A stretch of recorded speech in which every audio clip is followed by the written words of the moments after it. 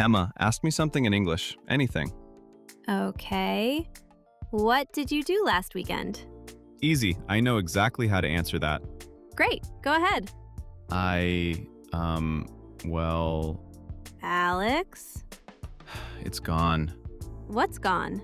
My answer. I had the whole thing in my head 2 seconds ago, and now my brain is completely empty. Does that sound familiar? You understand the question. You know the vocabulary. You probably even know what you want to say. But suddenly, when it's your turn to speak English, your mind goes blank. And then you start thinking, wait, do I actually know English? Well, here's the interesting part. You might not have an English problem at all. Your brain might simply be reacting to pressure. And today we're going to explain why that happens, And more importantly, what you can actually do when your brain freezes. including a few phrases that can save you when you don't know what to say. And later, we're going to put you under a little pressure. Just a little. That sounds threatening. It's speaking practice, Alex. We'll give you real questions and only a few seconds to answer them. So don't just listen today, speak with us. Welcome back to Real English Conversations. We're glad you're here. Now, let's get into it. Why does your English seem to disappear exactly when you need it most? Let's start with something strange. Oh? You can sometimes speak much better English when nobody is listening. Oh, absolutely. Really? Emma, I speak incredible English in the shower. Incredible? Absolutely incredible. Of course you do. Full conversations, perfect pronunciation, brilliant arguments. With yourself. That's not important. Convenient detail to leave out. But then an actual person asks me a simple question, Like, what did you do yesterday? and suddenly I forget words like yesterday.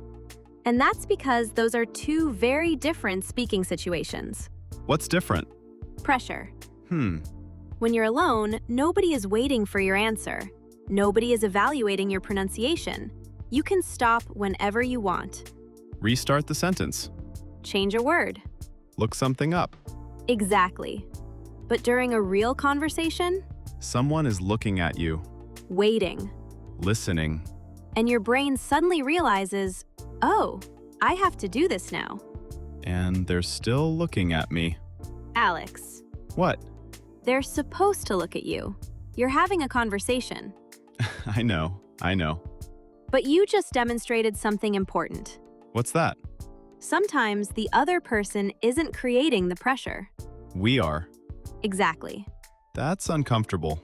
But also useful to understand. Because if I'm creating some of that pressure, You can learn to respond to it differently. okay, so what exactly is happening inside my head? Think about everything you're trying to do while speaking English. Talk? That's only the beginning. Oh no. Am I using the correct tense? Yep. Is my pronunciation okay? Yep. Should I use this word or that word? Definitely. Does this sentence sound natural? Constantly. What if they don't understand me? There it is. And then there's the big one. What if I sound stupid? Exactly.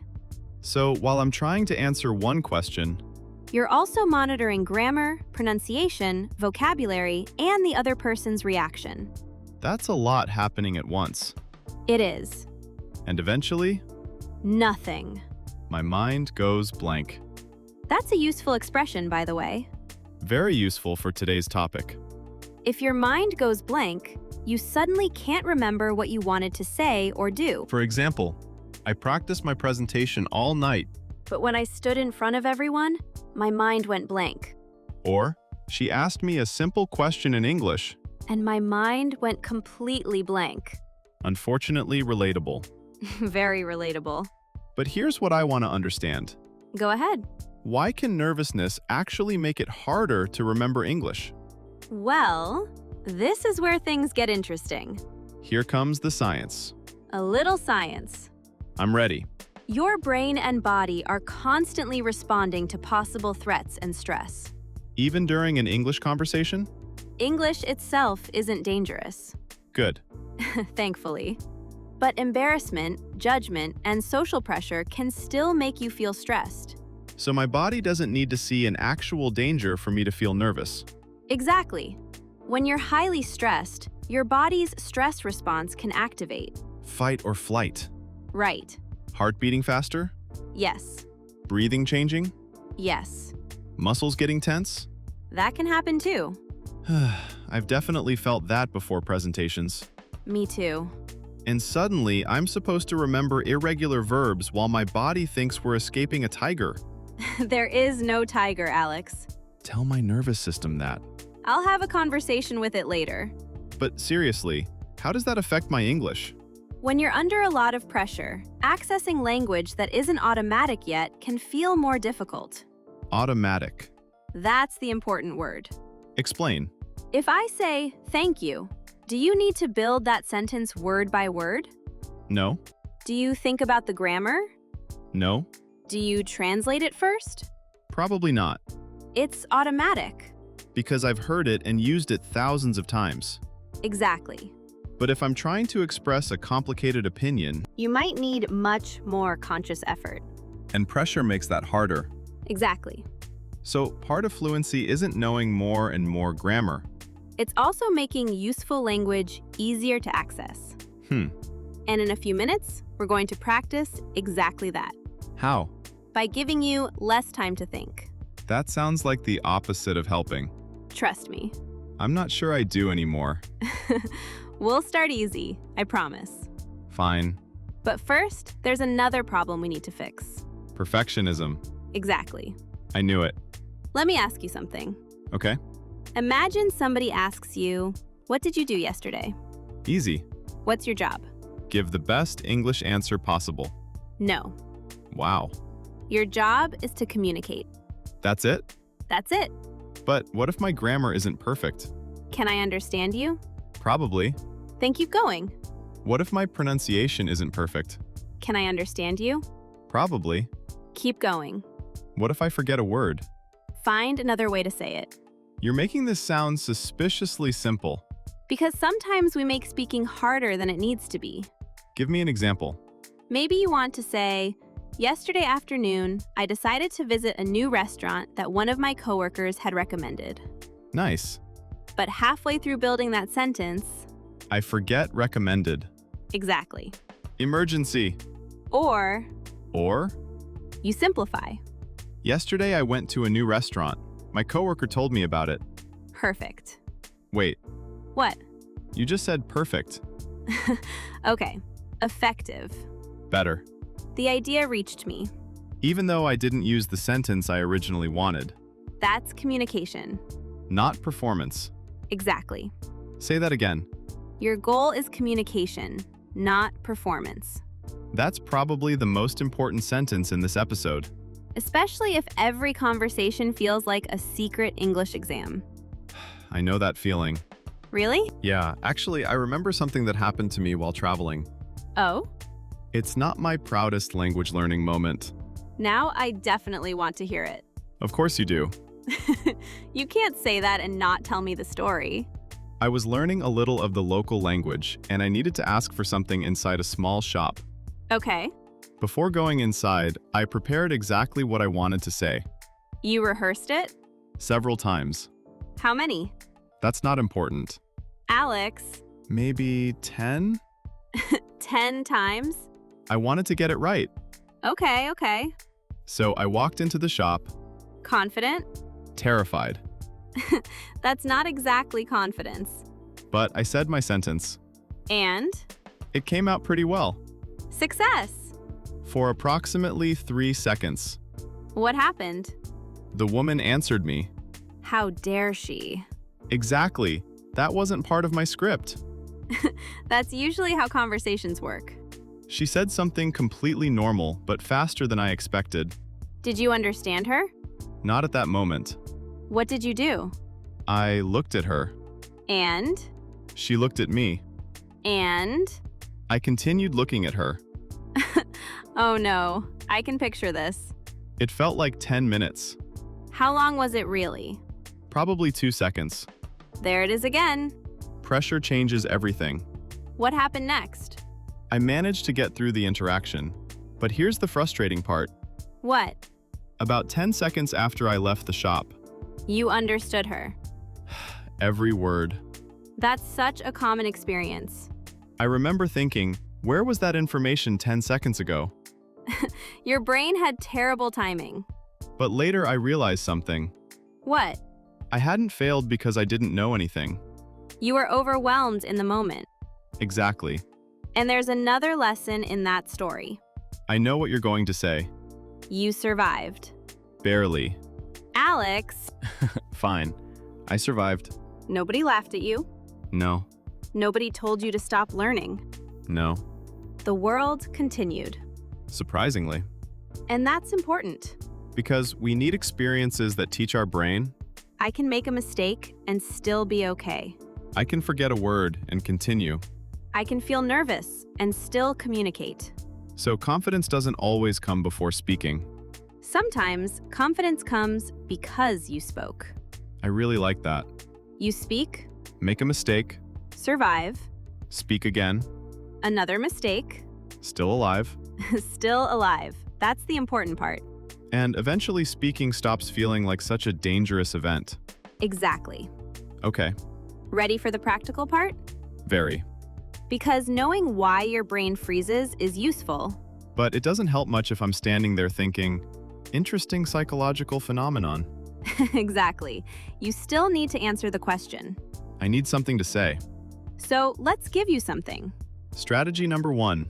Buy yourself time. How much does time cost?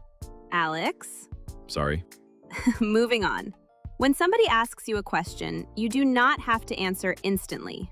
It feels like I do. I know, Half a second of silence feels like 12 minutes. especially when you're nervous. So what do I do?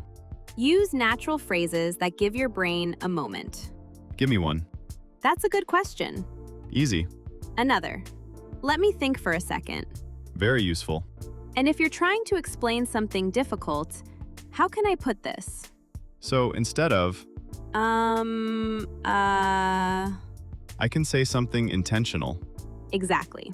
Let's practice. Repeat after us. That's a good question. Let me think for a second. How can I put this? Again, but this time, imagine somebody is actually waiting for your answer. That's a good question. Let me think for a second. Good. Now, let's use it. Here comes the pressure. A tiny amount. Fine. Here's your question.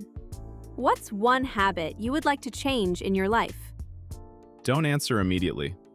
Start with, that's a good question. Let me think for a second.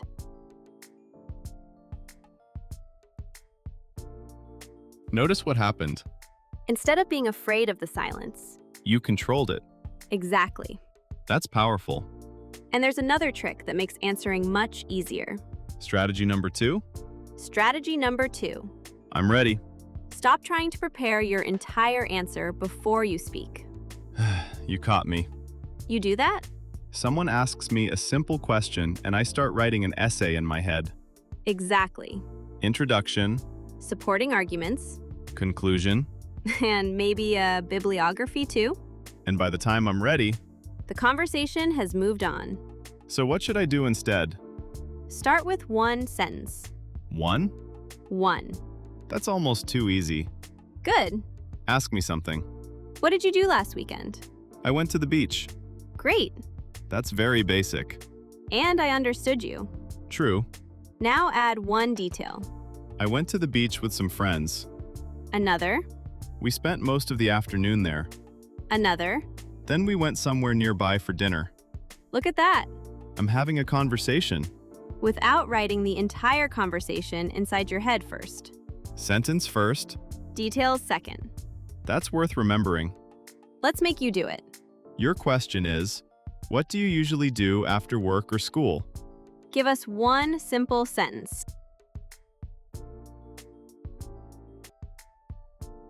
Good. Now add one detail.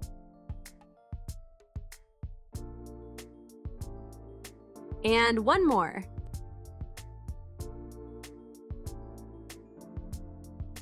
There you go. Maybe your grammar wasn't perfect. Doesn't matter. Maybe you used simple vocabulary. Doesn't matter. Did you communicate? That's what matters. Exactly. But what happens when the problem is real? What do you mean? Sometimes I'm not nervous.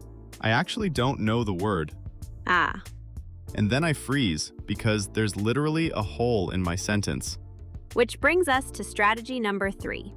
Rescue phrases. Exactly. I like the name already. You don't need to know every word to keep a conversation going. But what if I need that word? Describe it In English? in English. That's harder. And incredibly useful. Give me a rescue phrase. I don't know the exact word, but... Nice. Or, it's something you use for...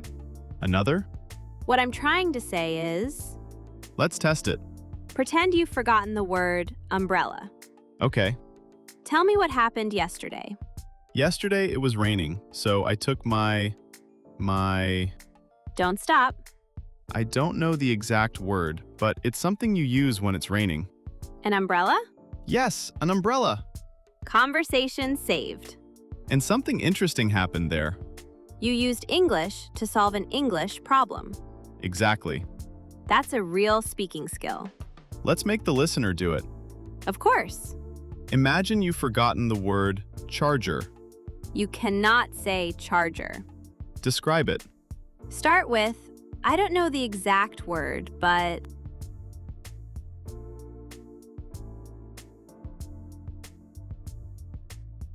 Maybe you said something like, I don't know the exact word, but it's something you use to give your phone power.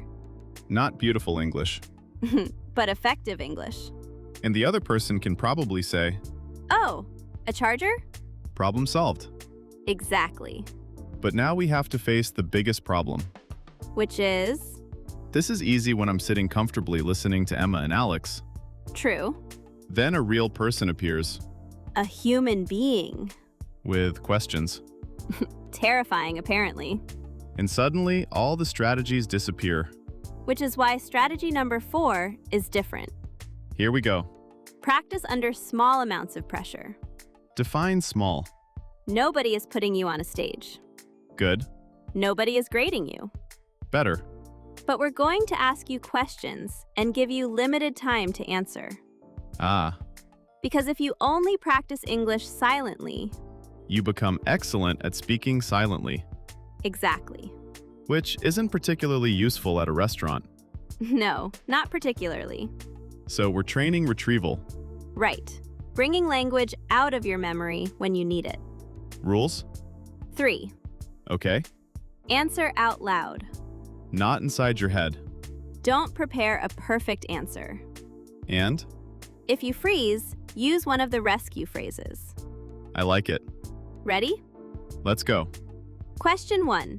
Easy. What did you eat for breakfast today?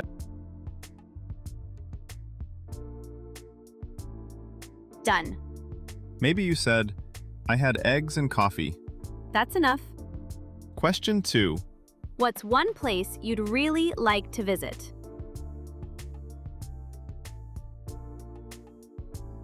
Good. Now a little harder. Question 3. What's something you're trying to improve about yourself right now?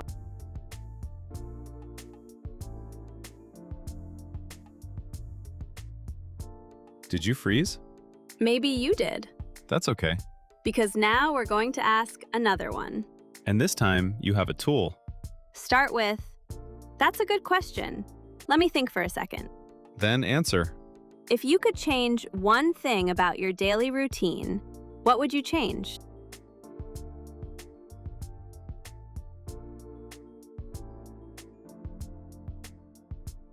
Better? Giving yourself permission to think can make a big difference. One final question. This one's more personal. Uh-oh.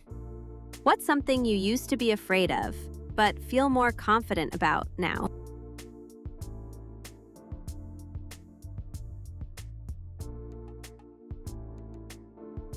That's actually a good question. Thank you. And it's much closer to the kind of question you might hear in a real conversation. Exactly. Because real conversations aren't grammar exercises. People ask about your life, Your opinions, your experiences, your plans, and you don't know the questions in advance. which means we need to become comfortable not being completely prepared. That's a huge part of it. There's something else I think learners need to hear. What's that?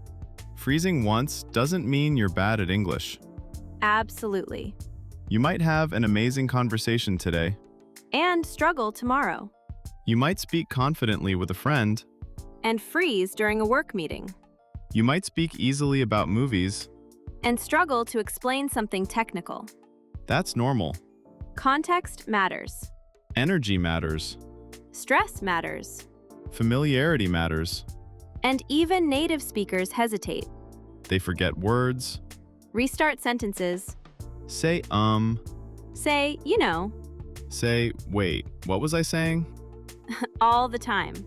So hesitation itself isn't necessarily the problem. The panic you attach to it can make things worse. Imagine you hesitate and immediately think, Oh no, my English is terrible. They know. Everybody knows. that's a lot of pressure. Exactly. Now imagine instead you think, Give me a second. I'll find another way to say it. completely different experience, Same hesitation. different reaction. I think we need an emergency kit. I was thinking the same thing. 5 phrases. For the moment your brain decides to disappear. Number 1. Let me think for a second. Number 2. How can I put this? Number 3. I don't know the exact word, but Number 4. what I'm trying to say is, And number 5. sorry, let me start again. I really like that one. Why? Because sometimes the sentence is already gone, Completely gone. and we keep trying to save it. You don't have to. Sorry, let me start again. And start with something simpler. That's freeing. Let's repeat all 5 one more time. Let me think for a second. How can I put this? I don't know the exact word, but What I'm trying to say is, sorry, let me start again. you don't need to memorize all 5 today. Pick 1 or 2 Use them again and again. until they become automatic. Because then, when your brain freezes, You don't need to invent a solution. you already have one. Emma, Yeah? we have unfinished business. We do? The first question. Oh, You asked me what I did last weekend. and then Darkness. your brain froze. Temporarily. Let's try again. Okay, Alex, what did you do last weekend? that's a good question. Let me think for a second. Take your time. I stayed home on Saturday and got a few things done. Then on Sunday, I went out with some friends and we had dinner together. Look at that. No freezing. Was it the greatest English answer in human history? Emma. I'm making a point. No, it wasn't. Did I understand everything? Yes. Then your English did its job, Communication. not performance. There it is. And that's what we want you to remember today. Your English doesn't need to be perfect before you use it. You don't need to eliminate every grammar mistake before you start speaking, And you don't need to wait until you're completely confident. because the confidence you're waiting for, Might actually grow through speaking. one conversation at a time, One mistake at a time. one recovery at a time. One painfully awkward moment at a time. Those count too. Every time you get stuck and continue anyway, You're proving something to yourself. I can handle this. Exactly. So here's this week's challenge. We want you to answer one question in the comments, In English, and without spending 20 minutes trying to make it perfect. here's the question. When do you feel most nervous speaking English? Maybe at work? While traveling, During presentations? When talking to native speakers, Or even when you're practicing with friends? write your answer in English below. And if there's a small mistake? Maybe leave it. Really?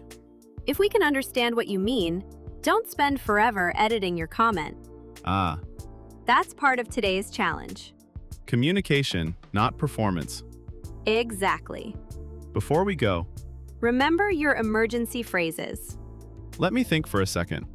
How can I put this? I don't know the exact word, but What I'm trying to say is, sorry, let me start again.